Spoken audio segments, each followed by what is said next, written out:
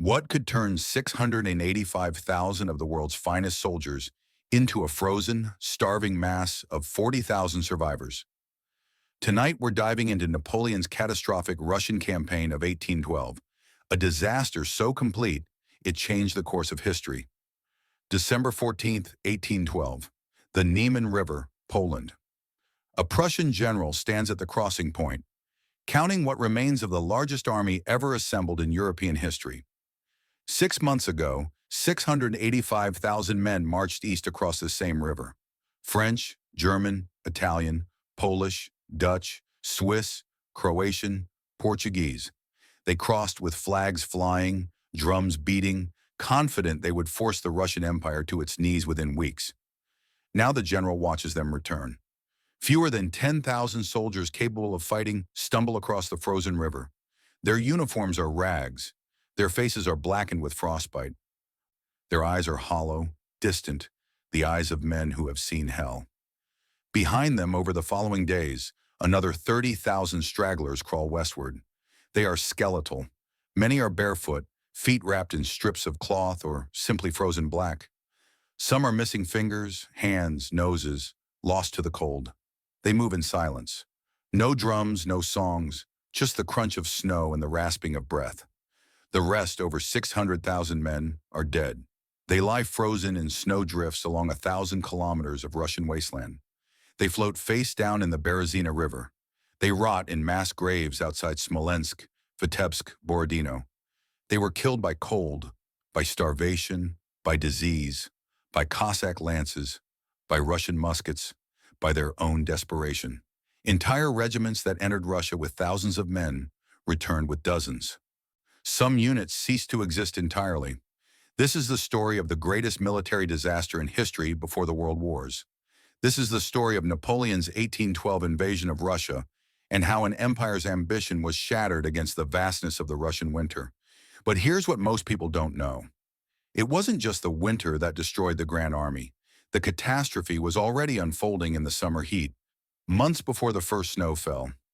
The decisions that doomed 600,000 men were made in palaces and on battlefields driven by pride, miscalculation, and a fatal underestimation of an enemy's will.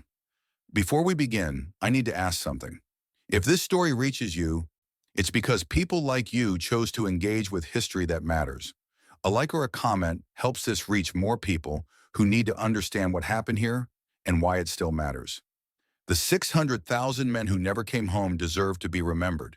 And more than that, they deserve to be understood. Now, to understand how it ended in frozen horror, we must go back to where it began. At the height of Napoleon's power, when the world seemed to bend to his will, the French Empire controls the continent. From the Atlantic coast to the Russian border, from Hamburg to Rome, from the Netherlands to Naples, 70 million people live under Napoleon Bonaparte's direct or indirect rule. It is the largest European empire since Charlemagne, and it was built in barely 15 years by a man born into minor Corsican nobility. Napoleon's rise defies probability. General at 24, first consul at 30, emperor at 35, placing the crown on his own head in Notre Dame Cathedral, while Pope Pius VII watched in silence. The symbolism was deliberate. Napoleon bowed to no one, not even God's representative on earth. His military record justifies the arrogance. At Austerlitz in 1805, he crushed the combined armies of Austria and Russia so thoroughly that the Austrian emperor sued for peace within days. At Jena-Auerstedt in 1806, he annihilated the Prussian military machine in a single afternoon, the same Prussian army that had terrified Europe under Frederick the Great. At Wagram in 1809, he defeated Austria again, forcing them into alliance through marriage to Archduchess Marie-Louise. Coalition after coalition formed against him. Coalition after coalition shattered. By 1811, there are no major continental powers willing to challenge France on the battlefield, except one. But the relationship with Russia is complicated, built on an alliance that both emperors knew was temporary. In 1807, after defeating Russia at Friedland, Napoleon met Tsar Alexander I on a raft in the middle of the Niemen River. The location was neutral ground, neither French nor Russian soil. They talked for hours. Witnesses reported they emerged embracing like brothers, having divided Eastern Europe between them. The Treaty of Tilsit formalized what became known as the Peace of the Two Emperors. It lasted 3 years. The problem was Britain. Britain controlled the seas. Napoleon controlled the land. Neither could strike the decisive blow against the other. The English Channel was too narrow to allow French invasion fleets to cross undetected and too well defended to force. After the disaster at Trafalgar in 1805, when Admiral Nelson annihilated the combined French-Spanish fleet, Napoleon abandoned plans to invade Britain directly. Instead, he created the Continental System in 1806, a total economic blockade. Every European nation under French influence was forbidden from trading with Britain. The strategy was strangulation: deny Britain its markets, collapse its economy, force it to negotiate from weakness. It required total compliance across the entire continent. Russia agreed at Tilsit. For 3 years, Russian ports were closed to British goods. But by 1810, the Russian economy was hemorrhaging. Russia's wealth came from exports: grain, timber, naval stores. Britain was the primary market. Without British trade, Russian grain rotted in warehouses. The nobility, whose fortunes depended on agricultural exports, grew restless. Tsar Alexander faced pressure from his own court. Lift the blockade or face internal revolt. In late 1810, Russian ports quietly began admitting British ships again. Napoleon knew immediately. His spies reported every violation. He sent diplomatic protests. Alexander replied with vague promises and continued opening Russian trade. Then Napoleon made it personal. In December 1810, he annexed the Duchy of Oldenburg, a small German state ruled by Duke Peter, who happened to be Tsar Alexander's uncle. Napoleon didn't even bother with a pretext. He simply declared Oldenburg part of France and evicted the Duke. Alexander took it as the insult it was intended to be. By early 1811, both empires were preparing for war they hadn't yet declared. French troops began concentrating in the Duchy of Warsaw, the Polish puppet state Napoleon had created from Prussian and Austrian territories. Russian armies moved to the western frontier. Diplomatic letters grew colder, then stopped entirely. Both emperors issued ultimatums the other ignored. Napoleon faced a choice: accept Russian defiance of the continental system or enforce compliance through war. Acceptance was impossible. If Russia broke the blockade with impunity, other nations would follow. The entire strategy against Britain would collapse. Napoleon's authority, built on the principle that his word was law across Europe, would be exposed as hollow. But war with Russia was not like war with Austria or Prussia. Russia was vast. His marshals knew it. His ministers knew it. Charles XIII of Sweden had invaded Russia a century earlier with 40,000 men and returned with barely 4,000. The Swedish king, once considered the greatest military mind in Europe, died in exile, broken by the Russian winter and scorched earth. Napoleon's advisors raised the comparison. He dismissed it. Charles XIII was reckless, he argued. Napoleon was methodical. Charles XIII had inadequate supplies. Napoleon would stockpile for months. Charles XIII underestimated Russian resilience. Napoleon would bring such overwhelming force that resistance would be futile. Most critically, Napoleon believed this would not be a war of conquest. It would be a punitive expedition, a limited campaign to force Tsar Alexander back to the negotiating table. March to the frontier, destroy the Russian armies in 1 or 2 decisive battles, threaten Moscow or St. Petersburg, dictate terms, and return home before winter. 6 months, 8 at most. The same strategy had worked against every other opponent. There was no reason to think Russia would be different. In late 1811, Napoleon made his decision. Orders went out across the empire. Prepare for the largest military mobilization in history. The target, Russia. The objective, submission. The timeline, 1812. What he didn't know, what he couldn't conceive, was that Tsar Alexander had already decided he would never negotiate. Not after the first battle, not after the 10th, not if Napoleon reached Moscow itself. 2 emperors, both convinced they could not afford to back down, were about to collide, and 600,000 men were about to pay the price.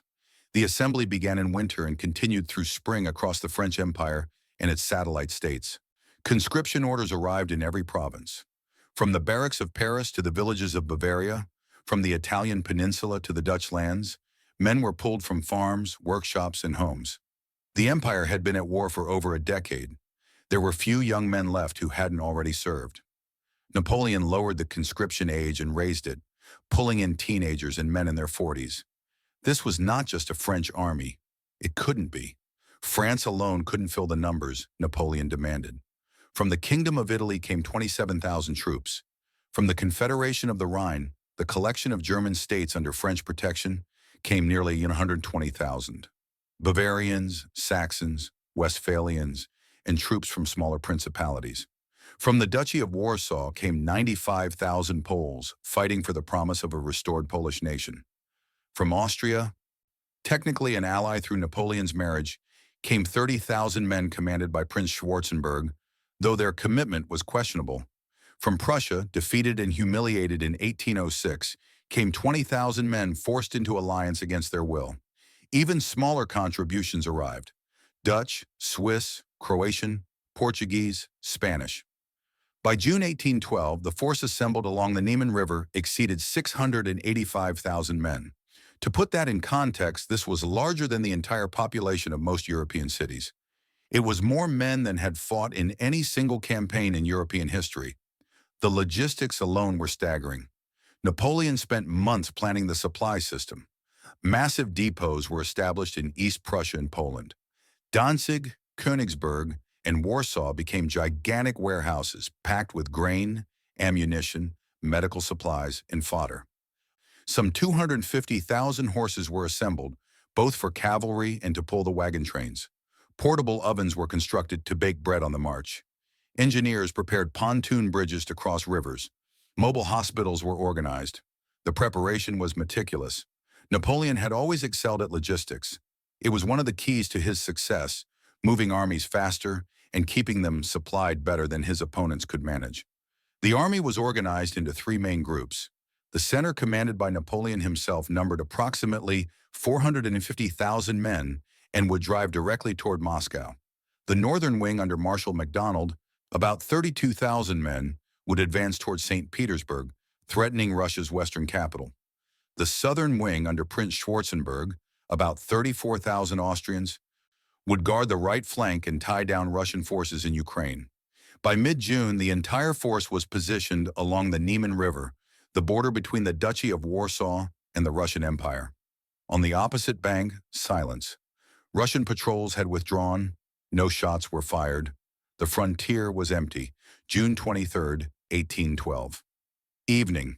The first French units began crossing the Niemen on pontoon bridges near Kaunas. Engineers had worked through the night to position the floating bridges across the river.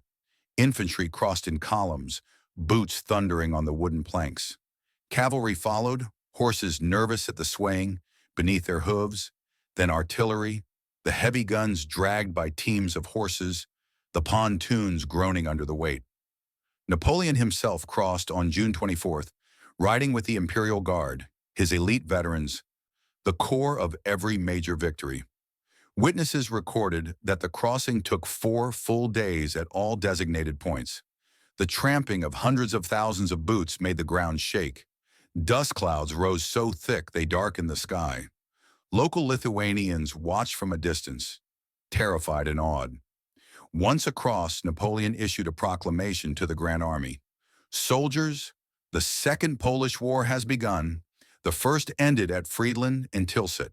At Tilsit, Russia swore eternal alliance with France and war with England. She now breaks her oath. Russia is drawn onward by fate. Her destiny must be fulfilled." The soldiers cheered. Many of them believed this would be over quickly. Russia would offer battle. Napoleon would win as he always won, and they would be back in their garrisons by autumn. The march east began. Almost immediately, problems emerged. The roads of Lithuania and Poland were not like the paved highways of France or the maintained routes of Germany. They were dirt tracks that turned into rivers of mud after rain. The summer of 1812 brought heavy storms in the first weeks. The primitive roads became nearly impassable. Wagons sank axle deep. Artillery pieces had to be manhandled through the muck by dozens of men. Traffic jams stretched for kilometers as units bottlenecked at river crossings and narrow passes. The supply system, so carefully planned, began breaking down within days. Supplies that were supposed to move forward by wagon sat stranded in depots because the roads couldn't handle the traffic. The army was advancing faster than the logistics could support. Commanders started implementing Napoleon's traditional strategy: live off the land. Foraging parties scoured the countryside for food, fodder, and supplies. But Lithuania and Poland were not the rich farmlands of Germany or Italy. The population density was lower. Villages were smaller and poor. There simply wasn't enough food to sustain an army of 685,000 men and 250,000 horses passing through. Soldiers began going hungry, not starving yet, but eating half rations, then quarter rations. The horses had it worse. Horses require enormous amounts of fodder, around 20 pounds per day for a cavalry mount, more for draft horses pulling artillery and wagons. The countryside couldn't provide it. Horses began weakening, then collapsing. Within the first week, hundreds were dying daily. Within 2 weeks, thousands of dead horses lined the roads. The army marched past rotting carcasses that bloated in the summer heat, attracting clouds of flies. The stench became unbearable. Without horses, wagons were abandoned. Without wagons, supplies couldn't move forward. Without supplies, soldiers starved. And then disease arrived. Typhus broke out first, spread by lice in the unwashed uniforms, in the cramped quarters where men slept, pressed together. Then dysentery from contaminated water sources. Soldiers drank from streams and rivers polluted by the hundreds of thousands of men and animals passing through. Within days of drinking, they developed violent diarrhea. Dehydration killed many. Weakness incapacitated more. By the end of June, less than a week into the campaign, the Grand Army's medical services were overwhelmed. Field hospitals filled with men too sick to march. Officers faced a grim choice: leave the sick behind to recover and likely be captured or die, or slow the entire army's advance. Most were left behind. The pace of advance was brutal. Napoleon was pursuing the Russian armies, trying to force them into battle before they could escape deeper into Russia. Units marched 30, sometimes 40 kilometers per day in summer heat. Men collapsed from exhaustion and heat stroke. More were left by the roadside. Desertion began, first a trickle, then a steady stream. Men from the satellite states, Poles, Germans, Italians, saw their friends dying of disease and starvation before a single battle had been fought. Some slipped away at night. Others simply stopped marching and let the columns pass them by. By mid-July, the Grand Army had advanced roughly 300 kilometers into Russia. They had not yet fought a major battle, and they had already lost over 130,000 men, nearly 20% of the force that crossed the Niemen. Dead from disease, dead from starvation, dead from exhaustion, deserted, straggling, left behind in hospitals. The army bleeding out before the war had truly begun. Napoleon knew the numbers. His staff reported the losses daily, but he remained confident. The Russians were ahead of him, withdrawing eastward. When he caught them, he would destroy them in battle as he had destroyed the Austrians at Austerlitz, the Prussians at Jena. One decisive victory would end this. He just had to catch them. What he didn't yet understand was that the Russians had no intention of giving him the battle he wanted. Not yet. Not until they had chosen the ground. Not until the Grand Army had bled itself to the point where victory, even if Napoleon won the field, would be hollow. The trap was already closing. Napoleon just couldn't see it yet. The Russian armies were retreating, but it wasn't panic. It was calculation. 2 Russian commanders controlled the western frontier forces, and they hated each other. General Mikhail Barclay de Tolly commanded the First Western Army, 120,000 men positioned near Vilna, a Baltic German in Russian service. Barclay was methodical, cold, a strategist who saw war as mathematics. His soldiers respected his competence but never loved him. The Russian nobility saw him as a foreigner. Prince Pyotr Bagration commanded the Second Western Army, 45,000 men positioned nearly 100 kilometers south of Barclay. A Georgian prince, Bagration, was fire and honor, a battlefield commander who led cavalry charges personally. His men adored him. The court adored him. He despised Barclay's caution and said so in letters to anyone who would listen. Their armies were separated, vulnerable to being defeated individually. Napoleon saw the gap and drove straight for it, a wedge between the two forces, planning to destroy each before they could unite. Barclay saw it coming. He ordered immediate retreat. Bagration, furious but recognizing the danger, withdrew south.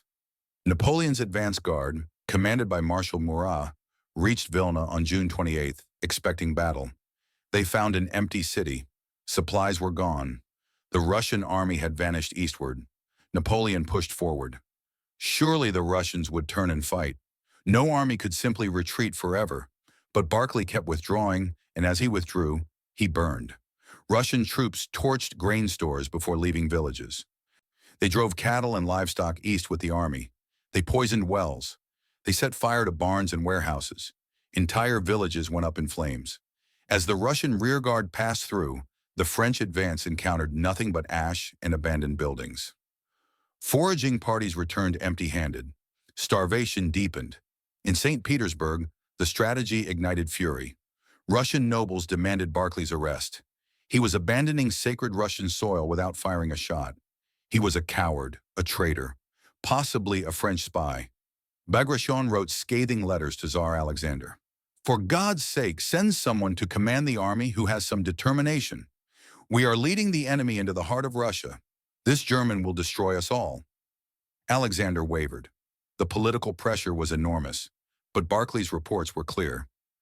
The French army was disintegrating on the march. Every day without battle weakened Napoleon. Every kilometer deeper into Russia stretched French supply lines to the breaking point.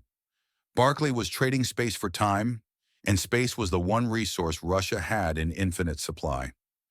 By mid-July, the two Russian armies were still separated, but moving to link up. Napoleon, growing desperate, accelerated the pursuit. His soldiers were marching 40 kilometers per day in brutal heat. More collapsed, more died, more deserted. On July 28th, Napoleon reached Vitebsk with his forward units. He had been in Russia for 5 weeks. His army was already catastrophically weakened, and he had not fought a single major engagement. He halted. For the first time since crossing the Niemen, he seriously considered stopping the campaign. His marshals gathered in his headquarters, a commandeered mansion in Vitebsk. Maps covered the tables. The discussion was blunt.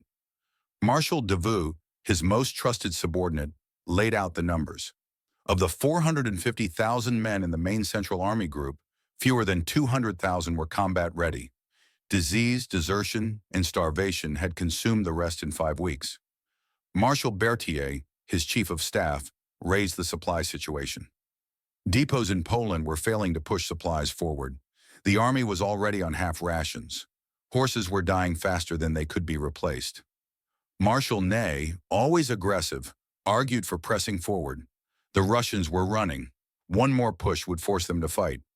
Napoleon listened, staring at the map. Moscow was marked in the distance, hundreds of kilometers deeper into Russia. St. Petersburg to the north, both tantalizingly close and impossibly far, given the state of his army. He could halt here, consolidate, fortify Vitebsk and the surrounding region, spend the winter resupplying and reorganizing, resume the campaign in spring 18th with fresh troops and full magazines. It was the rational choice, but it meant admitting he had failed to force a decisive battle. It meant wintering in hostile territory with supply lines stretching back over 600 kilometers. It meant giving Tsar Alexander a full year to rebuild and prepare. Most critically, it meant showing weakness. The moment the other European powers learned Napoleon had halted his offensive without defeating Russia, the coalition would reform. Austria would turn, Prussia would revolt. The empire would face war on every frontier. Napoleon stood from the table. We continue. The pursuit resumed. On August 16th, near the city of Smolensk, the French advance guard finally caught a substantial Russian force, Bagration's Second Army, which was attempting to link with Barclay's First Army inside the city. Napoleon saw his chance. If he could take Smolensk quickly and trap Bagration before the armies united, he could destroy half the Russian force. He ordered an immediate assault. The Battle of Smolensk lasted 2 days. French artillery bombarded the old walls of the city, while infantry assaulted from 3 sides. Russian defenders held the walls desperately, buying time for Bagration to escape eastward. Buildings burned. The city's wooden structures ignited under cannon fire. By the second day, Smolensk was an inferno. On August 18th, The Russians evacuated under cover of darkness, blowing up ammunition stores as they left. The French entered a burning ruin. Napoleon stood in the charred wreckage and declared victory. But the Russian armies, now finally united under joint command, had escaped again. They were retreating toward Moscow. French casualties at Smolensk, approximately 10,000. Russian casualties, approximately 14,000, and the city itself was ash. No supplies, no shelter, nothing to sustain the army. The Grand Army left Smolensk and continued east. By early September, Napoleon's central force had been reduced to approximately 160,000 combat-effective troops. Read that again. He had crossed the Niemen with 450,000 men in the main army. In 10 weeks, disease, starvation, desertion, and relatively minor combat had consumed nearly two-thirds of his force, and he still hadn't fought the decisive battle he needed. His officers were now openly questioning the campaign. Marshal Murat, commanding the cavalry advance guard, reported his horses were so weak they could barely trot. Marshal Davout warned that the army could not sustain another month at this pace. Even Marshal Ney, the most aggressive of Napoleon's subordinates, privately admitted the situation was dire. But Moscow was ahead. Moscow, the ancient capital. Moscow, the heart of Russia. Moscow with its supplies and shelter and symbolic weight. If Napoleon took Moscow, Tsar Alexander would have to negotiate. No ruler could allow his capital to fall without suing for peace. It had never happened. The loss of a capital meant the end of resistance. Napoleon convinced himself this was true. On September 5th, French scouts reported Russian forces had stopped retreating. They were digging in near a village called Borodino, about 125 kilometers west of Moscow. Finally, the Russians were going to fight. Napoleon rode forward to observe the Russian positions personally. Through his telescope, he could see earthwork fortifications being constructed on low ridges, artillery batteries positioned on high ground, infantry columns moving into defensive positions. The Russian army had turned to face him at last. Marshal Berthier asked the obvious question, "Do we attack?" Napoleon stared at the Russian lines. His army was exhausted, starving, and depleted. But the Russians were finally offering the battle he had pursued for 3 months. If he declined, they might retreat again, deeper into Russia, closer to winter, further from his supply lines. This might be his only chance. "We attack," Napoleon said. "Prepare the army for battle." September 7th, 1812. The Battle of Borodino. The battle that would become the bloodiest single day of the Napoleonic Wars. The battle that would change nothing and doom everything. September 7th, dawn. 135,000 Russian soldiers stood in defensive positions across rolling hills and forest ridges. They had spent 2 days digging earthwork fortifications, flèches, angular dirt walls reinforced with timber, positioned to create overlapping fields of fire. At the center of the line rose the Great Redoubt on Raevsky Hill, a massive earthwork battery holding 18 heavy cannon. Commanding them was General Mikhail Kutuzov, newly appointed after Tsar Alexander finally bowed to political pressure and removed Barclay. Kutuzov was 67 years old, fat, missing an eye from an old wound, given to falling asleep during planning meetings. The court loved him because he was Russian, not a Baltic foreigner. Soldiers loved him because he had survived 50 years of war and still led from the front. He hadn't wanted this battle. He agreed with Barclay's strategy, retreat, let space and time destroy the French.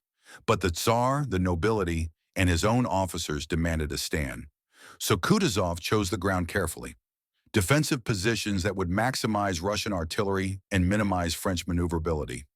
Opposite them were 130,000 French and Allied troops prepared to attack. They had 587 cannon. Napoleon had established his command post on a low hill with clear sight lines to the battlefield. At 6 a.m., he gave the order. The French guns opened fire. Over 500 cannons fired simultaneously. The sound was a physical force that shook the ground. Smoke erupted in massive clouds. Cannonballs screamed through the air and crashed into Russian positions, tearing through earthworks and men with equal indifference. The Russian batteries answered. Another 600-plus guns firing. The world became noise and smoke and iron. This was the Napoleonic era's version of industrial slaughter. Artillery could fire 2 to 3 rounds per minute. Solid shot, iron cannonballs could punch through multiple men in a row. At closer range, canister shot turned cannon into giant shotguns, spraying hundreds of metal balls that shredded entire formations. Explosive shells burst above or among infantry, scattering shrapnel. After an hour of bombardment, Napoleon sent in the infantry. French columns, masses of men in tight formation, advanced toward the Russian flèches on the left of the line. These were the fortifications held by Bagration and his corps. The French were to take them, collapse the Russian left, and roll up the entire position. The columns marched forward through smoke so thick they could barely see 20 meters ahead. Russian artillery switched to canister. The effect was immediate and horrific. Men in the front ranks were simply erased. Heads, torsos, limbs disappearing in sprays of blood. Those behind stepped over the bodies and kept marching. They reached the flesh and assaulted with bayonets. Russian defenders fired muskets point blank, then met the French with bayonets of their own. Men stabbed, clubbed, and strangled each other in the confined earthworks. The fighting was hand-to-hand, desperate, savage. The French took the flèches. Russian reserves counterattacked and retook them. The French assaulted again. The flèches changed hands 3 times in 2 hours. Bodies piled so high inside the earthworks that men had to climb over corpses to fight. General Bagration, commanding the defense, was hit by shrapnel that tore into his leg. He refused to leave the field, rallying his men from horseback, even as blood soaked through his uniform. Finally, blood loss forced him to be carried away. He would die of the wound weeks later, but his men held. The flèches were eventually taken by the French, but at a cost that staggered even hardened veterans. Entire battalions were destroyed. Regimental commanders died leading charges. Colonels fell. Majors took command and died minutes later. Captains led companies until they too were killed. Marshal Ney, commanding one of the assaulting corps, had his horse shot out from under him, then another, then a third. He continued on foot, sword in hand, leading his men forward through the smoke and fire. While the flèches were being contested, the center of the battlefield became a horror of its own. The great redoubt on Raevsky Hill was the key to the Russian position. Whoever held it controlled the battlefield. Napoleon ordered a massive assault. French heavy cavalry, cuirassiers in steel breastplates and helmets, formed up for the charge. These were shock troops designed to smash through defensive lines by sheer weight and speed. Behind them, infantry prepared to exploit the breach. At 9:00 a.m., the cuirassiers charged. Imagine it. Thousands of armored men on massive horses moving from trot to canter to gallop, lances and sabers leveled. The ground shaking beneath the hooves, the sound like continuous thunder. The Russian artillery opened fire with canister at 200 meters. Horses and men went down in heaps, tumbling and screaming. The charge barely slowed. At 100 meters, Russian infantry fired massed musket volleys. More cavalrymen fell. The survivors crashed into the Russian lines. For a few minutes, the cuirassiers broke through. They reached the Great Redoubt, sabering gunners and driving Russian infantry back. French infantry rushed forward to support. Then Russian reserves, Cossack cavalry and line infantry, counterattacked. The French were driven out. The redoubt remained in Russian hands. Napoleon's subordinate, General Caulaincourt, his master of horse and a personal friend, led another cavalry charge at the Great Redoubt an hour later. He reached the earthworks, fighting hand-to-hand with Russian soldiers. A bayonet took him in the chest. He died instantly. Napoleon received the news without visible reaction. He called for another assault. By noon, the Great Redoubt had been assaulted 4 times. French casualties were mounting catastrophically, but so were Russian losses. Both sides were feeding men into the grinder, neither willing to yield. At 2:00 p.m., a coordinated French assault, infantry, cavalry, and massed artillery, finally overwhelmed the Great Redoubt's defenders. French troops seized the position and turned the Russian guns around, firing into the Russian rear. The Russian center buckled. For a moment, it looked like the entire line might collapse. Kutuzov, watching from his command post, committed his last reserves. Columns of Russian infantry and cavalry counterattacked toward the redoubt, trying to retake it. The fighting on and around Raevsky Hill became apocalyptic. Artillery from both sides fired into the melee, killing their own men along with the enemy. Cavalry charged and countercharged. Infantry formations dissolved into mobs of men, stabbing and shooting at anything that moved. The hill was carpeted with bodies, French and Russian, so intermixed that in the smoke it was impossible to tell the lines apart. And then something strange happened. Napoleon, watching from his command post, had one force remaining that he had not yet committed: the Imperial Guard. His elite reserves, 20,000 strong, the best troops in the Grand Army, veterans of a dozen campaigns, fiercely loyal, supremely trained. His marshals begged him to send them in. Marshal Ney wrote to Napoleon personally, "Give me the Guard and I will take the entire Russian army." Napoleon refused. Historians still debate why. He was ill, suffering from a severe cold, possibly a bladder or urinary infection that left him in constant pain and difficulty. He seemed strangely passive throughout the battle, issuing orders mechanically, but without the fire and intuition that had won him so many previous victories. Some argue he knew on some level that even if he destroyed the Russian army here, he had no reserves left for what came after. Some argue he was simply too sick to think clearly. Some argue it was caution born from knowing how far he was from France, how weak his army already was. Whatever the reason, the Imperial Guard did not attack. The decisive blow was never delivered. By 6:01 p.m., after 12 hours of continuous slaughter, the guns began to fall silent. The Russian army, battered, bleeding, with entire divisions shattered, withdrew in relatively good order toward Moscow under cover of darkness and smoke. Kutuzov recognized he could not hold the field another day, but his army was intact enough to retreat. The French held the battlefield. Technically, this was a victory. Napoleon issued a bulletin declaring a great triumph. The cost, French and Allied casualties, approximately 30,000 killed and wounded. Russian casualties, approximately 45,000 killed and wounded. Combined, over 70,000 men became casualties in a single day. To put that in context, that's more casualties than the Americans suffered in the entire Revolutionary War. In one day, the battlefield was a vision of hell. Bodies lay in heaps, especially around the flesh in the Great Redoubt. Wounded men screamed for water, for help, for death. The cries continued through the night. Medical services on both sides were completely overwhelmed.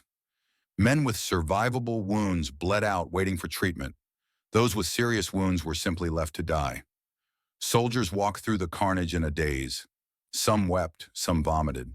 Veterans of Austerlitz and Jena, battles they thought were the worst they would ever see, said they had never witnessed anything like Borodino. Marshal Ney, surveying the field, was asked if it was a victory. He replied, "Victory? This is a massacre, not a victory." Napoleon himself walked the battlefield the next morning. He saw the bodies stacked like cordwood. He saw the blood-soaked earth. He saw the wounded still dying in the September sun. He said nothing because despite the staggering casualties, despite holding the field, despite technically winning the battle, Napoleon had failed to achieve his objective. The Russian army still existed. It had not been destroyed. It had not surrendered. It had withdrawn, battered but intact toward Moscow, and Napoleon's own army was now so weakened that pursuit was almost impossible. The 30,000 casualties came from a force already depleted to 160,000. He now had perhaps 130,000 effective troops, no reserves, no fresh reinforcements, and still 125 kilometers from Moscow. But Moscow was ahead, and Napoleon convinced himself that taking the city would end this. On September 14th, 7 days after Borodino, the French advance guard entered Moscow. The city was empty, and that night it began to burn. September 14th, 1812. The French vanguard reached the outskirts of Moscow. Marshal Murat, commanding the advance cavalry, expected resistance, barricades, artillery positions, street fighting. Instead, his scouts reported the city gates open and undefended. He rode forward cautiously with a squadron of hussars. The streets were empty. No soldiers, no civilians, no movement except shutters banging in the wind.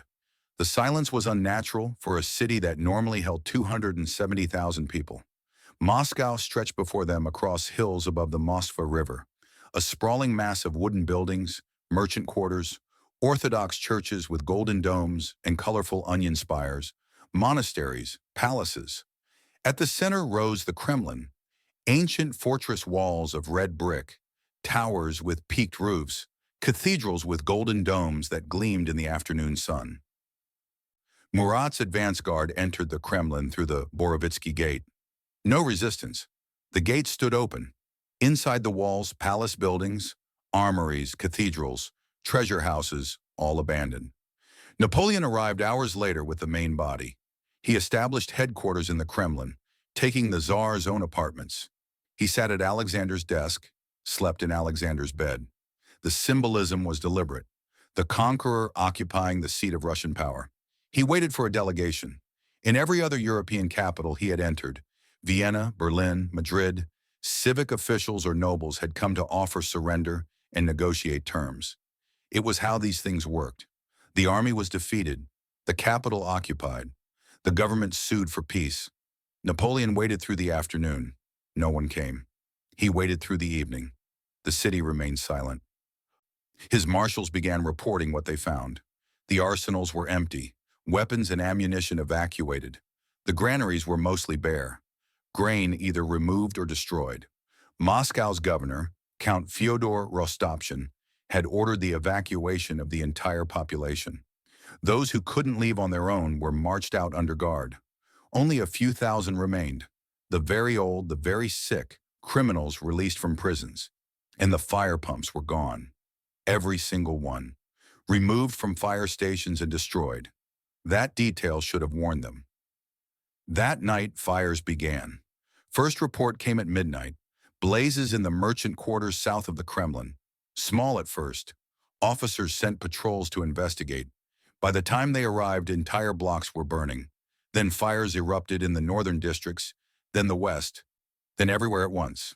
French soldiers tried to fight the flames, forming bucket brigades from the river, but without fire pumps, it was useless, and the fires kept multiplying faster than they could be contained. By dawn on September 15th, Moscow was an inferno. Governor Rostopchin had left detailed instructions before evacuating. Prisoners were released and armed with torches. Barrels of oil were distributed. Key buildings were to be set ablaze simultaneously once the French occupied the city. Moscow, built largely of wood, would burn like kindling. The calculation was brutal. Better to destroy Russia's ancient capital than let it sustain the French army through winter. The fires burned for 3 days. Winds whipped the flames into firestorms that jumped from district to district. Entire neighborhoods ignited in minutes. Wooden churches burned, their golden domes melting in the heat. Merchant warehouses full of goods, fabric, furniture, oil, spirits, exploded. The heat was so intense that iron gates glowed red. French soldiers, instead of resting after Borodino, fought for their lives against walls of flame. Some units were trapped in burning districts and had to abandon their positions, running through streets where buildings collapsed around them. Looters ransacking abandoned homes were caught by the fires and burned alive. Horses panicked and stampeded. Wagons full of wounded caught fire. Napoleon watched from the Kremlin. Ash fell like black snow. The sky turned orange, then red, then black with smoke. The roar of the flames was continuous, punctuated by explosions as buildings collapsed or powder stores ignited. On September 16th, flames reached the edge of the Kremlin itself. Napoleon was forced to evacuate temporarily to a palace outside the walls. He stood and watched Moscow burn, his face expressionless. When the fires finally exhausted themselves on September 18th, 3/4 of the city was gone. What remained was a landscape of ash and charred timbers. Blackened church walls stood like broken teeth. Smoke still rose from embers. The smell of burning wood and burned flesh hung in the air. Napoleon returned to the Kremlin and walked through the ruins. His soldiers were camped among the wreckage, trying to salvage what food and supplies survived. It wasn't enough, not nearly enough to sustain 100,000 men through winter. The psychological impact was crushing. Every previous enemy, Austria, Prussia, Spain, had negotiated once their capital fell. But Russia had burned Moscow rather than let it be used. This was beyond Napoleon's experience, beyond his calculations. He sent peace proposals to Tsar Alexander, multiple letters through different channels. He tried direct appeals. France and Russia had been allies. They could be allies again. He tried threats. The might of the French Empire demanded respect. He tried reasoning. Continued war served neither empire. Alexander in St. Petersburg received the letters and did not respond. Days passed, then weeks. Napoleon remained in Moscow, paralyzed by indecision. His marshals urged immediate retreat. It was late September. Winter would arrive soon. The army was in no condition to stay, but retreat without a treaty, without even acknowledgement from Alexander, meant admitting total failure. Marshal Berthier presented the numbers. The army had approximately 100,000 effective troops in and around Moscow. Supplies sufficient for perhaps 3 weeks. Horse cavalry was nearly gone, most mounts dead or dying. Artillery horses were starving. The men were exhausted, demoralized, and increasingly ill. Marshal Murat argued they should retreat while they still could. The roads were passable, the weather still mild, the army still organized enough to fight if necessary. Napoleon kept waiting. Surely Alexander would respond. Surely this couldn't continue. Surely there would be negotiations. 5 weeks passed. By mid-October, snow was falling. Supplies were nearly exhausted. Soldiers were slaughtering the few remaining horses for meat. Disease was spreading through the crowded camps, and still no word from St. Petersburg. On October 18th, Russian forces under General Kutuzov attacked a French outpost at Tarantino, south of Moscow. It was a small engagement, but it signaled that the Russian army, rebuilt and reinforced since Borodino, was no longer simply retreating. They were preparing to attack. Napoleon called a council of war that evening. His marshals gathered in the Kremlin. The discussion was short. They had to leave now, before Russian forces cut the roads west, before winter made retreat impossible, before the army disintegrated completely. Napoleon issued the order on October 19th. The Grand Army would withdraw from Moscow. He still believed they could retreat in good order, reach Smolensk, resupply from the depots there, and winter in friendly territory. The campaign had failed, but the army could be saved. Next year, with reinforcements, they could try again. Every assumption in that plan was wrong. At 10:00 a.m. on October 19th, the retreat began. The army formed columns and marched southwest, hoping to retreat through southern territories that hadn't been devastated by the advance. The soldiers looked back at Moscow's ruins as they left. Some felt relief to be finally leaving the cursed city. Others felt dread at what lay ahead. They were right to be afraid. Within days, the retreat would transform from orderly withdrawal to nightmare. Within weeks, it would become the worst military disaster in history. The trap hadn't been Moscow. The trap was the 1,000 kilometers of Russian winter between Moscow and safety, and it was about to close. October 24th, 1812. 5 days into the retreat, the French advance guard pushing southwest toward Kaluga collided with the Russian army at Maloyoroslavets, a small town on the Luza River. Kutuzov had positioned his forces to block the southern route. He wasn't going to let Napoleon retreat through untouched territory. The battle lasted all day. The town changed hands 8 times, buildings burned, streets ran with blood. By evening, the French technically held the town, but at a cost of 5,000 casualties against a reinforced, well-supplied Russian army. Napoleon rode forward to assess the situation personally. Through his telescope, he could see Russian forces in strong defensive positions beyond the town, waiting for him to attack again. He made the decision that sealed his army's fate. Turn north, back onto the main road through Smolensk. It was the same road they had advanced on, the same road already stripped of every resource, the same road littered with the dead from the advance. Now 100,000 men and what remained of the baggage train would have to retreat along it, finding food where there was none, through terrain the Russians knew perfectly. Marshal Murat protested. Marshal Ney argued for forcing through at Maloyoroslavets, but Napoleon's nerve had broken. He would not risk another major battle with the army in its current state. The northward turn began on October 26th, and the weather turned with it. The first snow fell that night, light at first, then heavier. Temperatures dropped below freezing. Men who had marched through summer heat and autumn rain now faced winter with inadequate clothing. Here's what had happened to their equipment. After Borodino and the occupation of Moscow, soldiers had discarded their heavy packs to make room for loot. Gold candlesticks, silver plates, fine fabrics. Icons stripped from churches, treasures that were worthless in the Russian wilderness, but which men carried anyway, hoping to sell them if they made it home. Great coats were abandoned as too heavy, extra boots discarded, field rations thrown away to make room for stolen goods. Now the temperature was dropping and they had no protection. The first men started freezing to death in early November. They would lie down to sleep around the campfires and simply not wake up. Others froze while walking, collapsing mid-step, dying where they fell. Frostbite took fingers, toes, noses, ears. Flesh turned white, then black. Amputation without anesthesia became routine. Many who survived the amputation died of infection days later. The horses died faster than the men.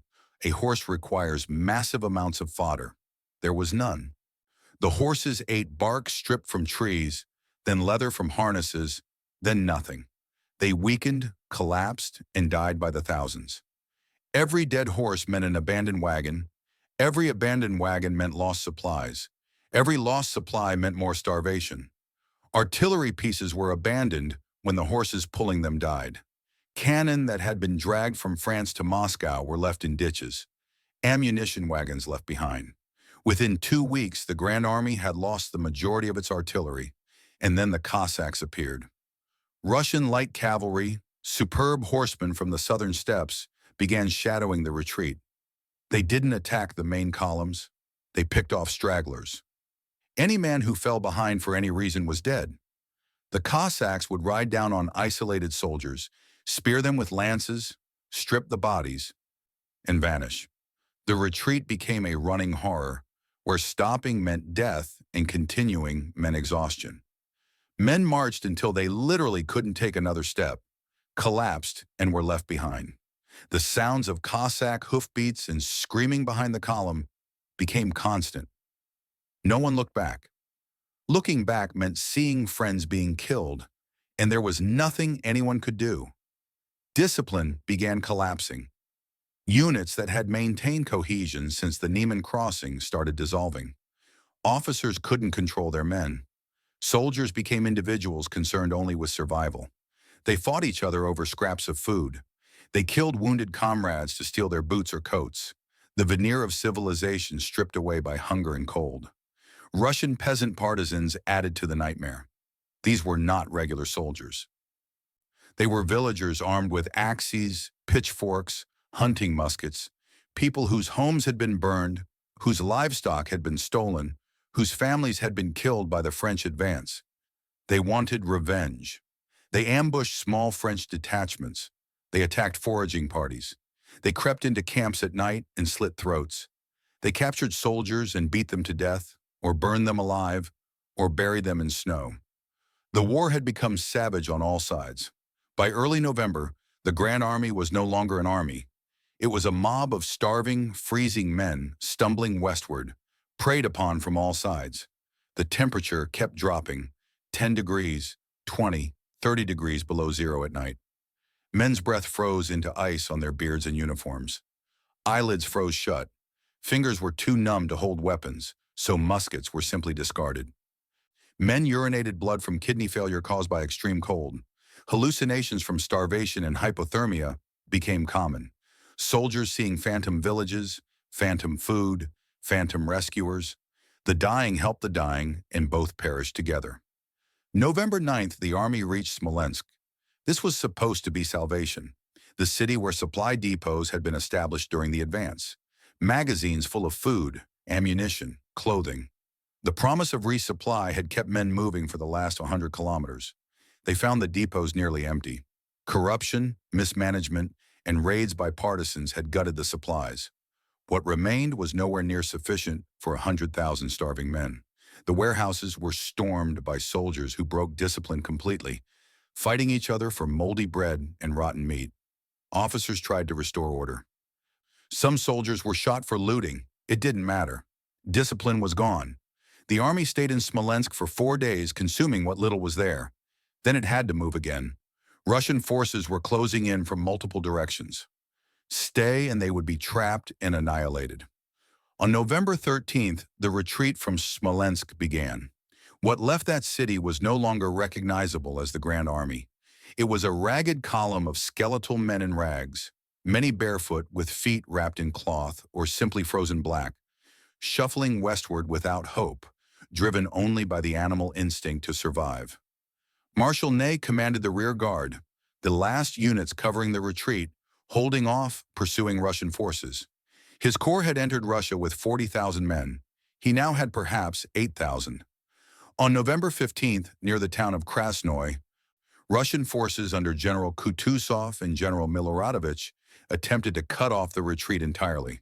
For 3 days, Ney fought a desperate series of delaying actions. His troops, starving, exhausted, outnumbered, held critical positions just long enough for the main body to escape, then fell back to the next position. Russian artillery pounded them.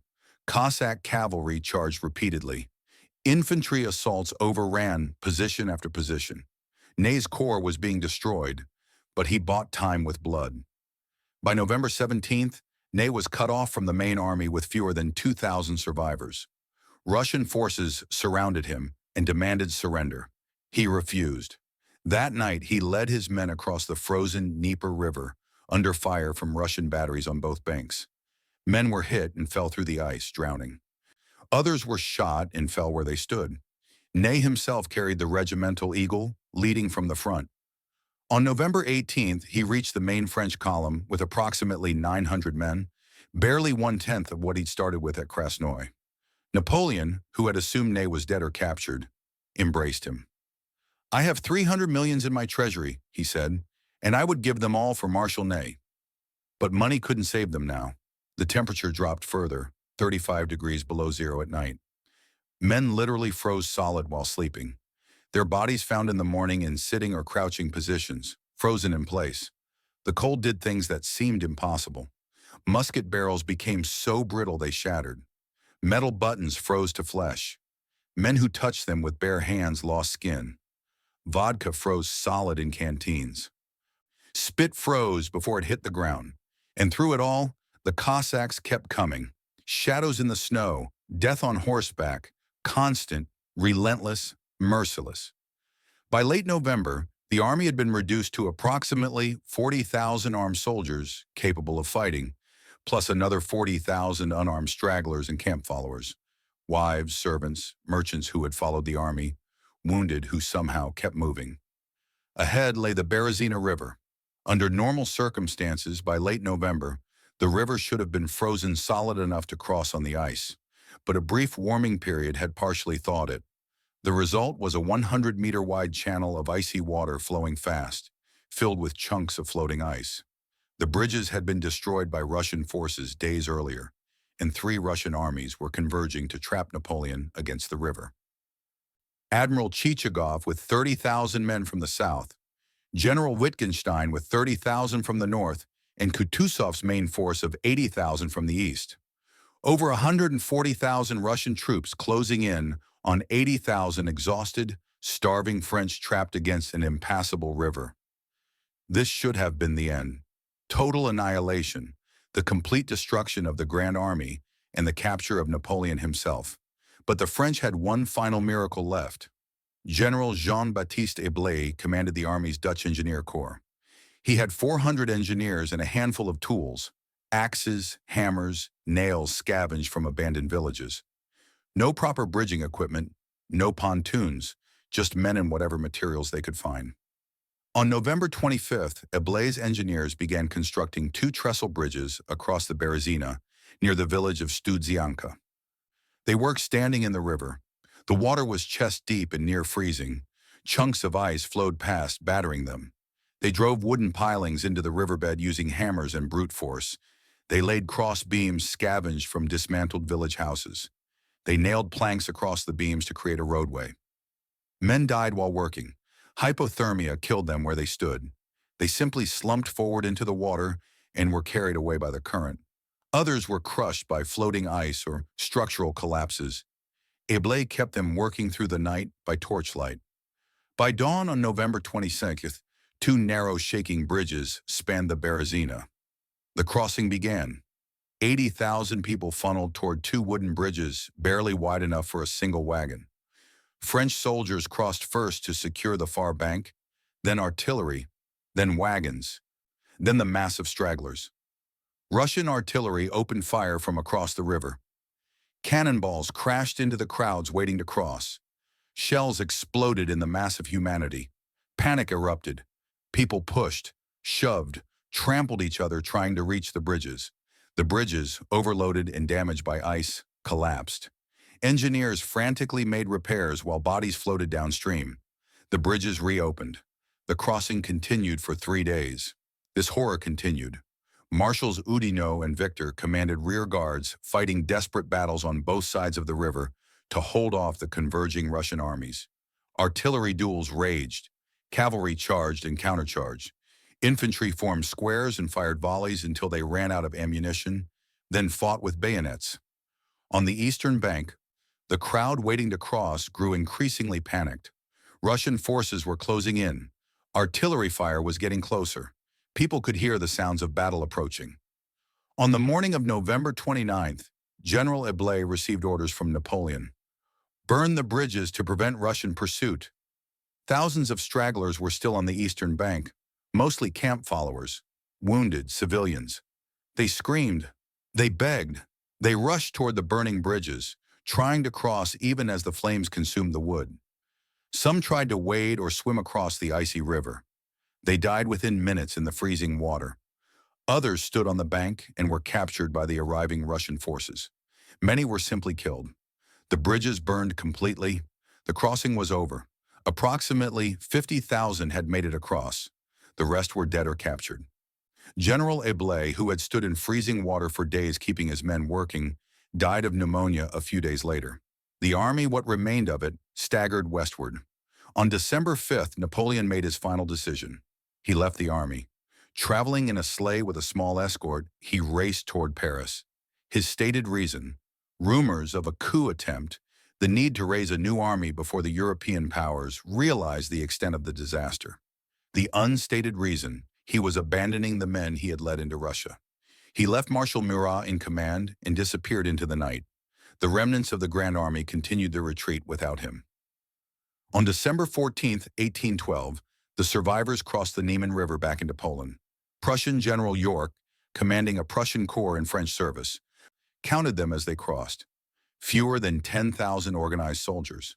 Perhaps another 30,000 starving, frostbitten disease wrecks who stumbled across over the following days. Of 685,000 men who had crossed into Russia 6 months earlier, fewer than 40,000 returned capable of any service. The rest were dead, captured, deserted, missing, gone. The greatest army ever assembled in European history had been annihilated. Not by a single battle, not by one decisive defeat, but by hunger, disease, cold, and the vastness of Russia itself. The retreat from Moscow to the Niemen, 1,000 kilometers of frozen hell, had consumed them completely, and the consequences were about to reshape Europe. The numbers tell a story that defies comprehension. 685,000 men crossed the Niemen River into Russia in June 1812. Fewer than 40,000 returned fit for service in December. That's a 94% casualty rate across 6 months. But raw numbers hide the texture of catastrophe. Let's break it down by what actually happened to them. Approximately 400,000 dead, not in battle. Most never fired a shot in anger. They died of typhus in the first weeks, dysentery in the summer heat, starvation on the advance, freezing on the retreat. They died of infected wounds that would have been survivable with proper medical care. They died of exhaustion, simply lying down and never getting up. They died of gangrene from frostbite. They died drowning in the Berezina. They died with Cossack lances in their backs. Approximately 100,000 captured. Most were marched to prisoner camps in Siberia. Many died on the march there, another 1,000 kilometers through Russian winter. Those who survived the march faced years in brutal conditions. Of the 100,000 captured, fewer than 20,000 ever saw their homes again. Approximately 50,000 deserted during the campaign. Germans, Poles, Italians who saw their units disintegrating and slipped away to try to survive on their own. Most died anyway, hunted by partisans, killed by peasants, frozen in forests. Some made it home, most didn't. The remaining 95,000 were invalided, scattered across Eastern Europe, or died in hospitals in the months after. The material losses were equally catastrophic. Over 200,000 horses perished. These weren't just cavalry mounts. They were the transportation system of the entire army. Draft horses pulled artillery, ammunition wagons, supply trains, ambulances. Without horses, the army lost mobility, firepower, and logistics simultaneously. Nearly 1,000 artillery pieces were abandoned. Cannon that represented years of industrial production that had been dragged from France across Germany and Poland and into Russia, left in snowdrifts and ditches. The entire baggage train was lost, everything. Field hospitals, portable forges, pontoon bridging equipment, engineering tools, paymaster chests, regimental records, officers' personal effects. Now look at specific units to understand what this meant on a human scale. The 18th Line Infantry Regiment entered Russia with 3,600 men, returned with 300. The 4th Line Regiment, 3,000 went in, 200 out. The Württemberg Corps from southern Germany, 16,000 entered Russia, 500 returned. That's 96.9% casualties. The Westphalian Corps, 23,000 soldiers. Fewer than 1,000 came home. The Italian Royal Guard ceased to exist entirely. Every single man killed, captured, or missing. The Portuguese Legion, 9,000 men. Approximately 400 survived. 18 French generals were killed. 42 more were wounded or captured. These were Napoleon's trained senior commanders, irreplaceable men with decades of experience. Think about what that meant for the towns and villages they came from. A village in Bavaria sends 60 young men to war. 2 return. Every family has lost someone. Multiple families have lost everyone. The demographic impact is catastrophic. An entire generation of men gone. Who will work the farms? Who will continue the family lines? Who will care for the aging parents? This pattern repeated across Europe. German states were particularly devastated. Some lost nearly their entire military-age male population. The social and economic consequences would last for decades. For France itself, the disaster came on top of 20 years of near-constant warfare. The Revolutionary Wars 1792-1802 had already consumed hundreds of thousands. The Napoleonic Wars added hundreds of thousands more. Now Russia had taken another 250,000 French soldiers. France was running out of men. Napoleon understood this immediately. That's why he abandoned the army in early December and raced back to Paris. Not to escape danger. He'd faced danger before. But because he needed to control the narrative and begin conscription before his enemies realized how completely he'd been destroyed. He reached Paris on December 18, 1812. The same day he issued his 29th bulletin, the official report of the Russian campaign. It was a masterpiece of propaganda and misdirection. The bulletin acknowledged losses, but blamed them entirely on the early and rigorous winter. It minimized the scale of the defeat. It emphasized French victories at Smolensk and Borodino. It portrayed the retreat as an orderly withdrawal forced by weather, not a catastrophic collapse. The famous final line, "The health of the emperor has never been better." The message, Napoleon was fine. The army had been defeated by weather, and France remained strong. None of it was true, but it bought him time. Within weeks, Napoleon began issuing conscription orders. He lowered the draft age to 16. He called up the class of 1814, a year early. He recalled veterans who had been discharged. He demanded new contingents from allied states. By spring 1813, barely 4 months after the Russian disaster, Napoleon had raised a new army of over 200,000 men. It was an astonishing achievement. It was also meaningless because while Napoleon was rebuilding, Europe was rising against him. December 30th, 1812, Prussia, General Johann von York, commanding the Prussian Corps that had been forced to serve with the French, signed the Convention of Tauroggen with Russian representatives. Without authorization from his king, York withdrew the Prussian Corps from the French alliance and declared neutrality. It was an act of insubordination that could have resulted in his execution. Instead, it sparked a national uprising. The Prussian king Friedrich Wilhelm III had been a reluctant French ally since Prussia's humiliating defeat in 1806. Now seeing the French army destroyed and his own general defecting, he made his choice. On February 28, 1813, Prussia formed an alliance with Russia. the Sixth Coalition was forming. Russia, having driven the French from their territory, didn't stop at the border. Kutuzov's armies pushed into Poland, then into Prussia. Tsar Alexander, who had seemed weak and indecisive in 1811, was now the liberator of Europe. Austria watched and calculated. Technically still allied to France through Napoleon's marriage to Archduchess Marie-Louise, the Austrians had contributed troops to the Russian campaign, but kept them deliberately uninvolved in major fighting. Now with France weakened, Austria began secret negotiations with Russia and Prussia. Sweden joined the coalition under Crown Prince Jean-Baptiste Bernadotte, formerly one of Napoleon's own marshals, who saw an opportunity to settle old scores and expand Swedish influence. Britain, which had been fighting France alone for years, poured money and weapons into the Continental Allies. By March 1813, Napoleon faced a coalition of Russia, Prussia, Sweden, and Britain, with Austria preparing to turn against him. He won battles that spring and summer. At Lutzen in May, at Bautzen later that month, French forces defeated Prussian and Russian armies. Napoleon's tactical genius hadn't abandoned him, but the victories were hollow. His new army was made up of teenage conscripts, not veterans. They fought bravely, but lacked experience. They won battles but couldn't exploit victories because they lacked cavalry. The horses were dead in Russia. They took ground but couldn't hold it because they lacked numbers to garrison territory. And every battle cost casualties Napoleon couldn't replace. The coalition could lose battles and rebuild. France could not. In August 1813, Austria joined the coalition. Napoleon now faced over 500,000 Allied troops converging on him from multiple directions. October 16th, 19th, 1813. Leipzig, the Battle of Nations.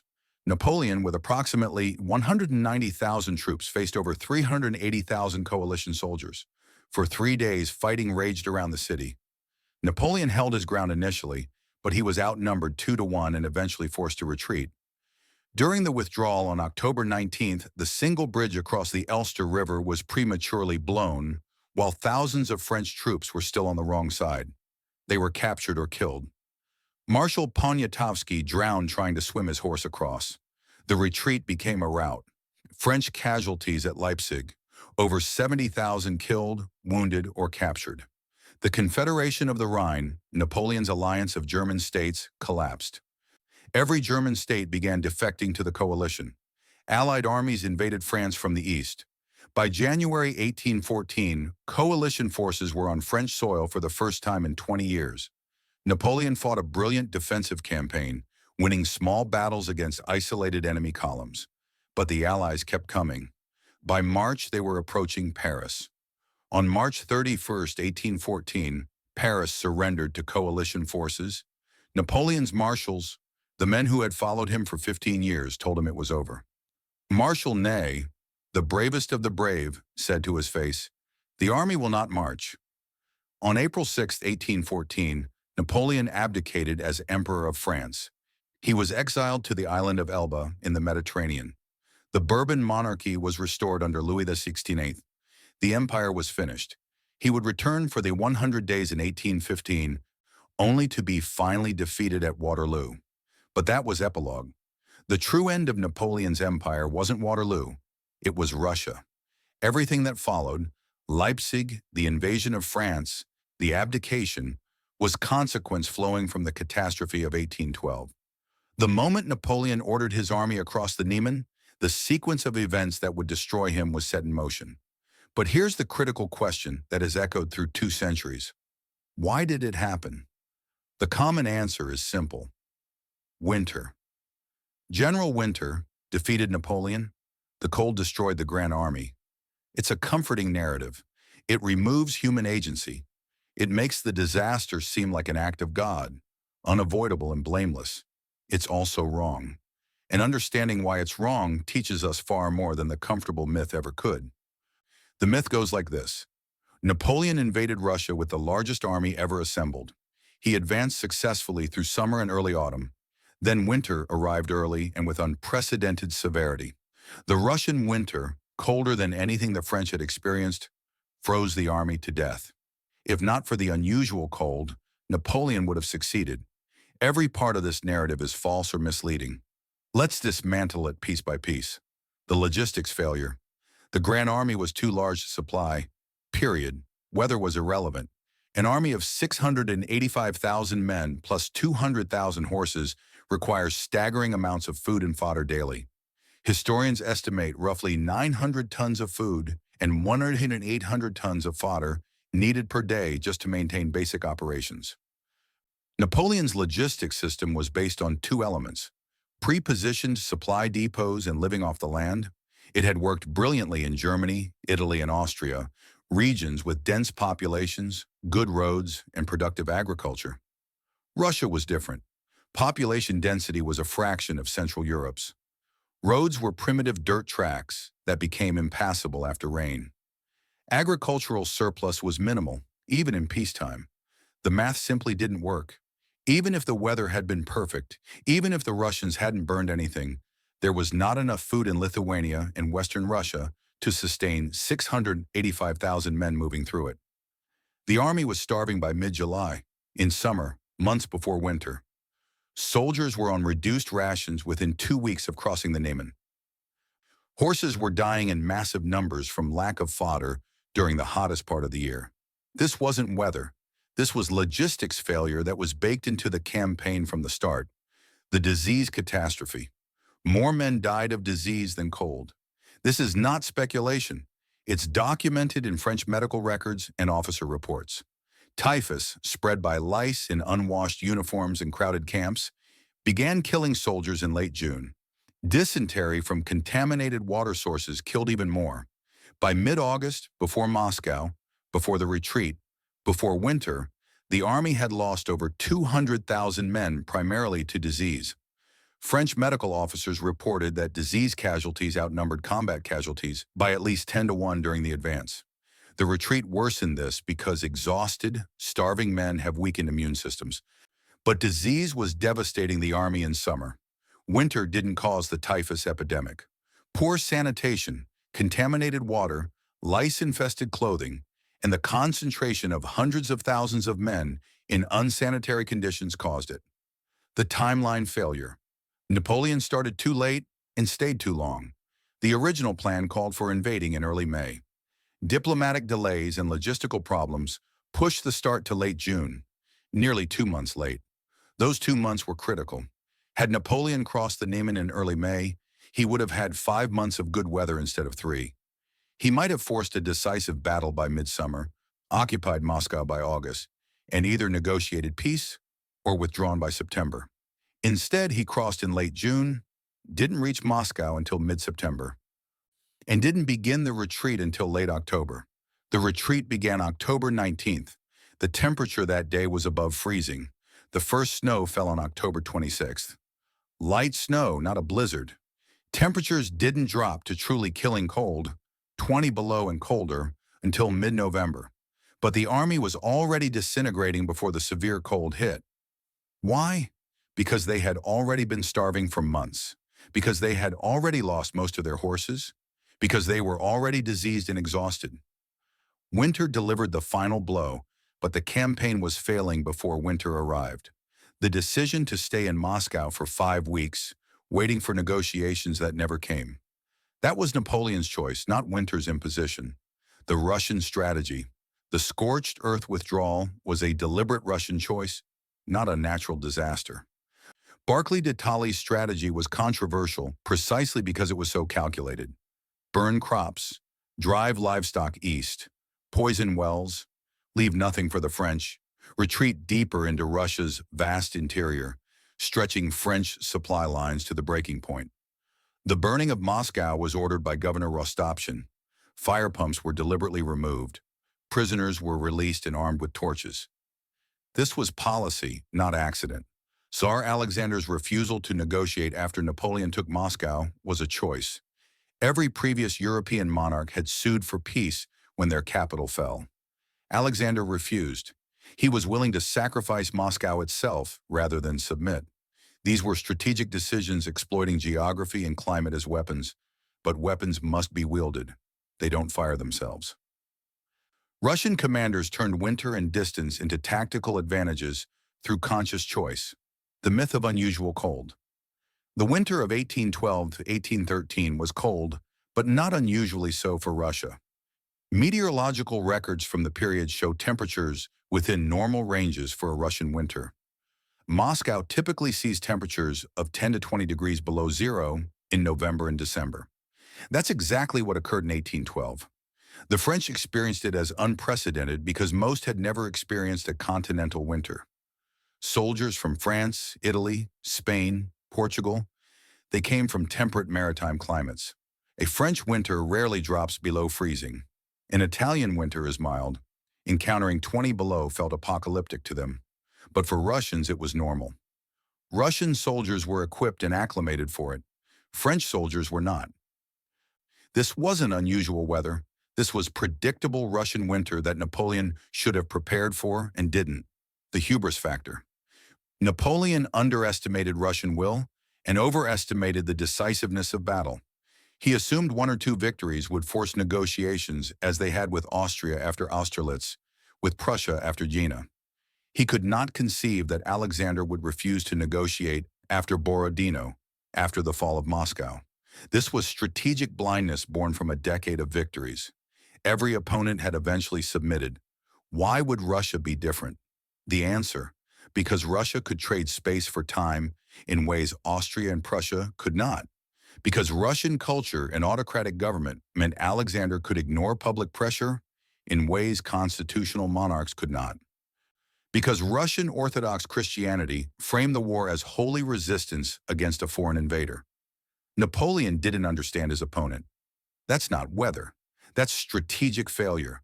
What actually happened? Here's the real sequence. The campaign was logistically unsustainable from day one. The army began dying of disease and starvation in summer. Russian scorched-earth strategy denied what little local supplies existed. Borodino was a Pyrrhic victory that solved nothing. The decision to occupy Moscow and wait for negotiations wasted 5 critical weeks. The retreat began too late, along a devastated route, with an army already weakened to the breaking point. Winter accelerated the collapse but did not cause it.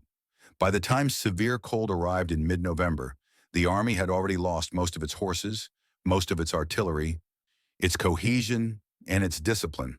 The cold killed men who were already starving, diseased, and exhausted. It finished what logistics, failure, and disease had begun. Why the myth persists. Blaming winter is psychologically comforting. It removes human responsibility. It makes the disaster seem like an act of God, unavoidable, unforeseeable, blameless. It also served French propaganda purposes. Napoleon's 29th bulletin explicitly blamed the early and rigorous winter while minimizing strategic and logistical failures. It was easier for French pride to accept defeat by nature than defeat by Russia. The myth allows us to avoid confronting the real lessons, that overconfidence leads to catastrophic miscalculation, that logistics matter more than tactical brilliance, that underestimating your enemy is fatal, that knowing when to stop is as important as knowing when to start. Winter makes a better story than the emperor ignored supply calculations and stayed too long. But history's job isn't to tell comfortable stories, it's to tell true ones.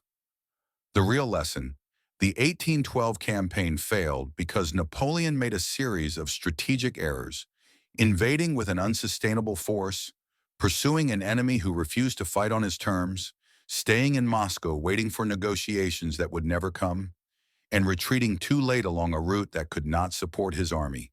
Winter was the context in which these errors became fatal, but context is not cause. 600,000 men died because their emperor miscalculated and refused to admit it until too late. That's the truth winter's myth obscures. And it's the truth that has far more to teach us than any fairy tale about cold weather. Now let's look at what happened next and how this disaster reshaped the world.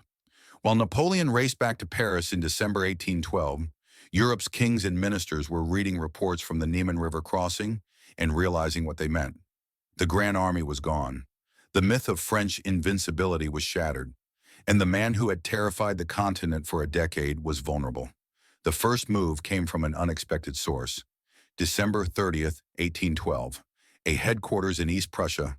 Prussian General Johann von York commanded 20,000 Prussian troops that had been forced to fight alongside the French in Russia. His corps had survived relatively intact by avoiding heavy combat, deliberately staying on the campaign's periphery while French units bled themselves out. Now with the French army destroyed, York made a decision that would change everything. Without orders from his king, without authorization from Berlin, he met with Russian representatives and signed the Convention of Tauroggen, withdrawing Prussian forces from the French alliance and declaring neutrality. It was technically treason. York could have been executed for it. Instead, he became a national hero. Prussia had been humiliated by France in 1806. The Treaty of Tilsit had reduced Prussia to a French client state. Territory seized, army limited to 42,000 men, massive indemnities imposed. For 6 years, Prussian King Friedrich Wilhelm III had endured the humiliation, forced to ally with the power that had destroyed him. York's act of defiance gave him the opening he needed. On February 28, 1813, Prussia formally allied with Russia. Prussian War Minister Gerhard von Scharnhorst, who had been secretly rebuilding Prussia's military capacity for years, unleashed a wave of mobilization. Volunteers flooded recruiting centers. The wars of liberation had begun. In Vienna, Austrian Chancellor Metternich watched and calculated. Austria was technically still allied to France through Napoleon's marriage to Emperor Franz's daughter, Marie-Louise. But Metternich was a realist. He had seen the casualty lists from Russia. He knew France was weakened. He began secret negotiations with Russia and Prussia while publicly maintaining the French alliance. In Stockholm, Crown Prince Jean-Baptiste Bernadotte, born a Frenchman, formerly one of Napoleon's own marshals, committed Sweden to the coalition. Bernadotte had his own ambitions and old grudges against his former commander. In London, British Foreign Secretary Lord Castlereagh opened the treasury. Gold and weapons flowed to the Continental Allies. Britain had been fighting France alone for years. Now, finally, there was a real chance to end it. By March 1813, the Sixth Coalition had formed: Russia, Prussia, Sweden, and Britain. Napoleon knew it was coming. That's why he had abandoned his army in December, to reach Paris ahead of the news and begin rebuilding before his enemies could mobilize. What he accomplished in 4 months was extraordinary.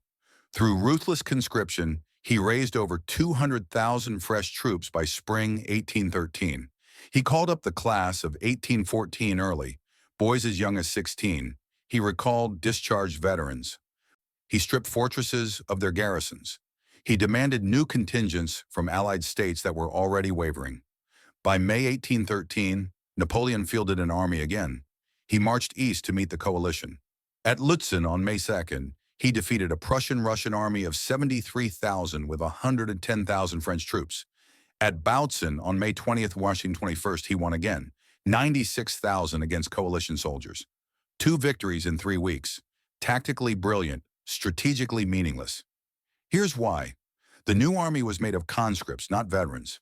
They fought bravely but lacked experience. More critically, Napoleon had almost no cavalry. The horses were dead in Russia and couldn't be replaced quickly. Without cavalry, he couldn't pursue fleeing defeated enemies or scout enemy positions effectively. He won battles but couldn't destroy the armies he defeated. Meanwhile, coalition casualties were replaceable. They had vast reserves of manpower and Britain's gold to sustain operations. French casualties were not replaceable. Napoleon was burning through his last generation of fighting-age men, and Austria was about to turn. In June 1813, an armistice was declared to negotiate peace. Metternich met with Napoleon personally at Dresden. The Austrian chancellor offered terms. France could keep its natural frontiers, the Rhine, the Alps, the Pyrenees, but must abandon Italy, Germany, Poland, and Spain. It was generous. It would have left Napoleon ruling the most powerful state in Europe, but it required him to accept limits. Napoleon refused. After 2 decades of expanding French power, he couldn't accept contraction. He couldn't conceive of France as just one power among many, rather than the dominant force. Metternich left the meeting knowing war would continue. On August 12, 1813, Austria joined the coalition. Napoleon now faced over 500,000 coalition troops, converging from multiple directions. Prussians and Russians from the north, Austrians from the south, a mixed allied force from the west. He had perhaps 440,000 troops scattered across Germany, trying to defend too much territory.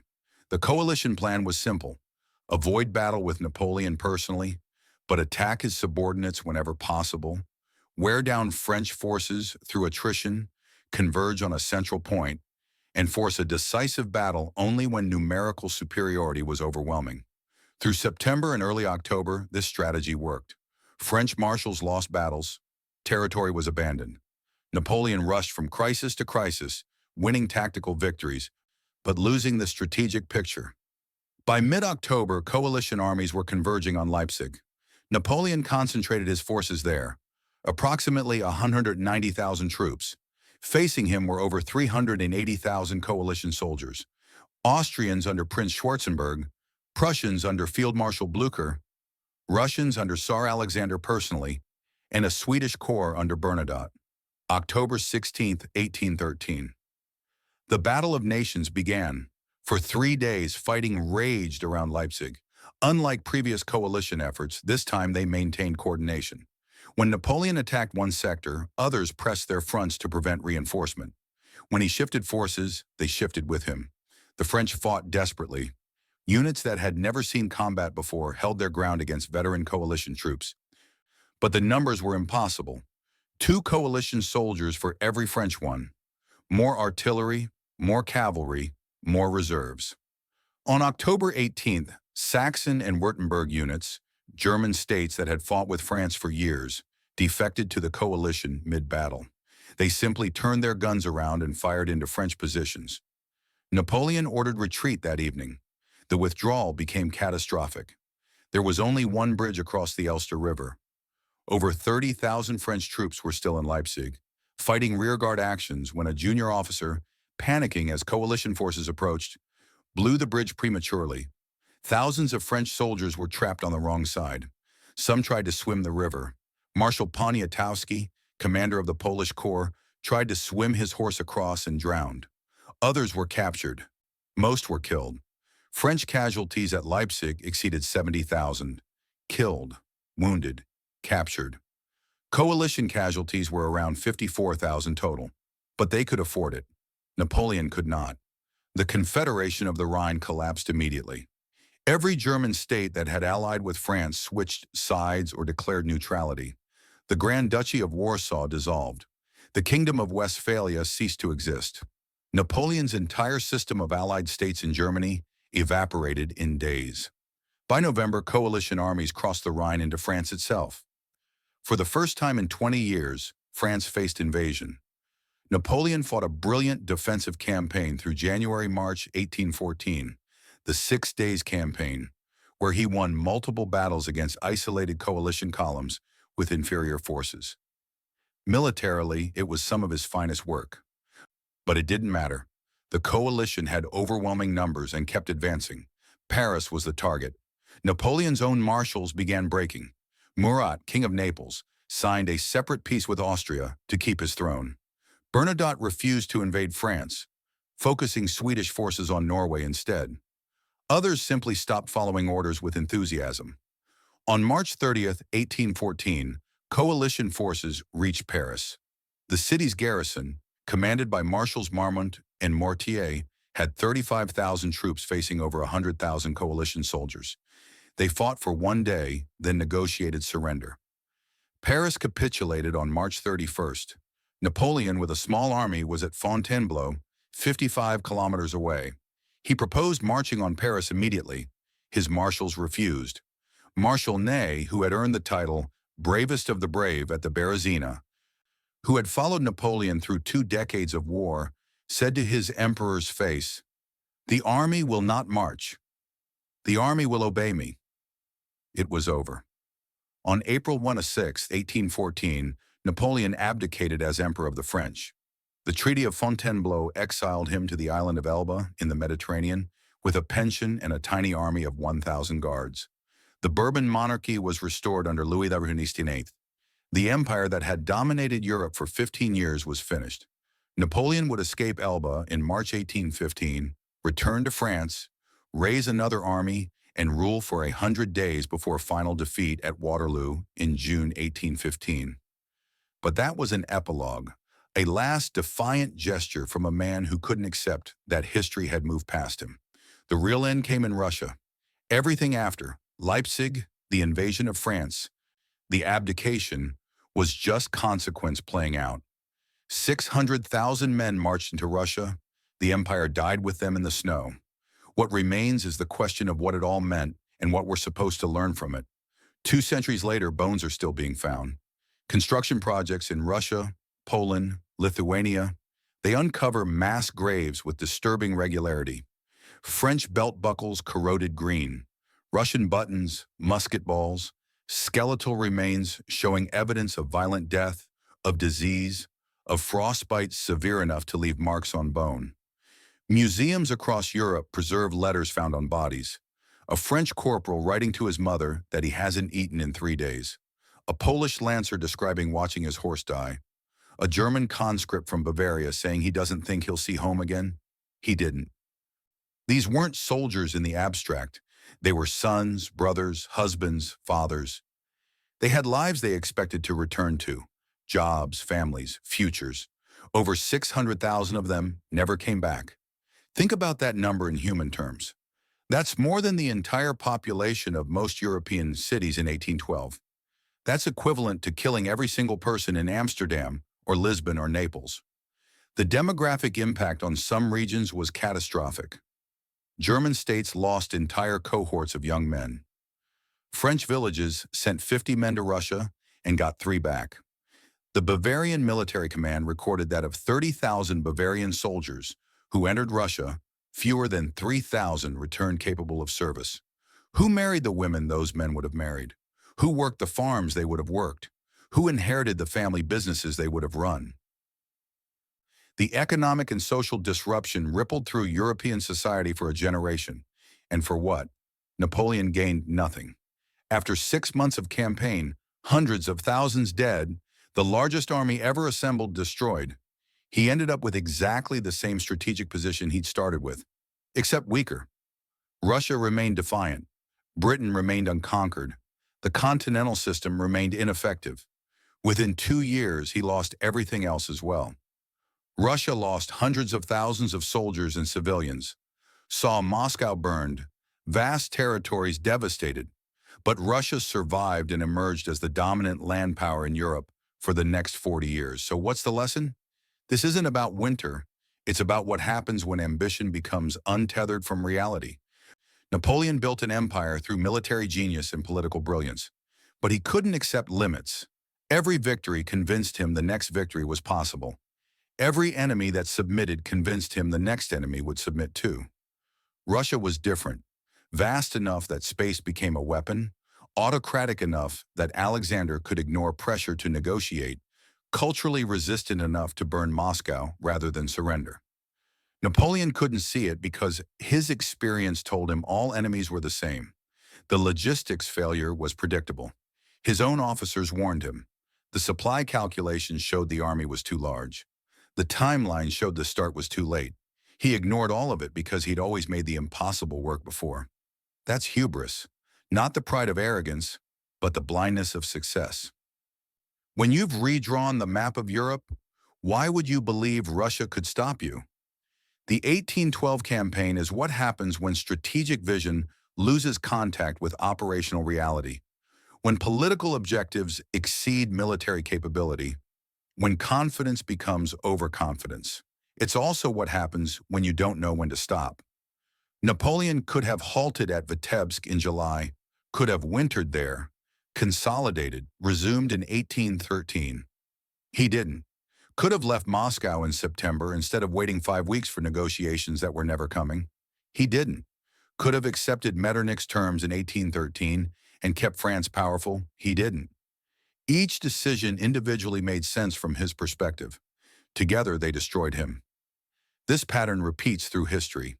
Leaders intoxicated by past success, convinced the rules that apply to others don't apply to them, pushing beyond sustainable limits because they can't conceive of failure.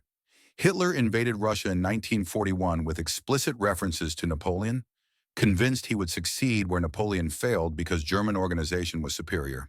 He failed worse, losing an entire army group at Stalingrad in conditions that eerily mirrored 1812.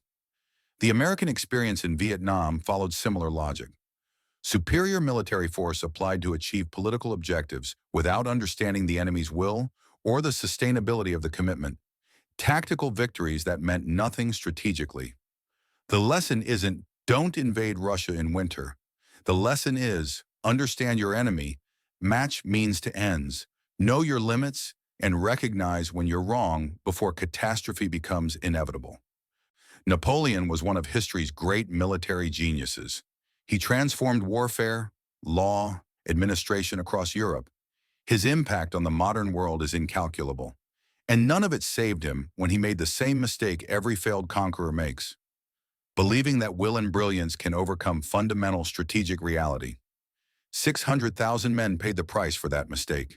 They died in Russian fields and forests and rivers far from home for objectives that were never achievable by the means employed. Their bones, as still being discovered 2 centuries later, are history's way of insisting we remember. Not just that they died, but why. If this story affected you, if it changed how you think about leadership, limits, or the cost of ambition, help it reach others. Like, comment, share. These 600,000 dead deserve to be more than a footnote about winter. I want to hear from you. What's the lesson you're taking from this? Where do you see this pattern of hubris and overreach playing out today? Drop your thoughts in the comments. I read everyone and respond to as many as I can. Subscribe if you want more history that matters. Stories that don't just tell you what happened, but force you to think about why it matters. The ghosts of 1812 are still teaching, still warning, still showing us what happens when empire exceeds grasp. The only question is whether we're willing to listen. Thanks for staying with this story to the end. It's long, it's brutal, it's not easy, but neither was the history. These men deserve to have their story told fully and honestly. See you in the next one.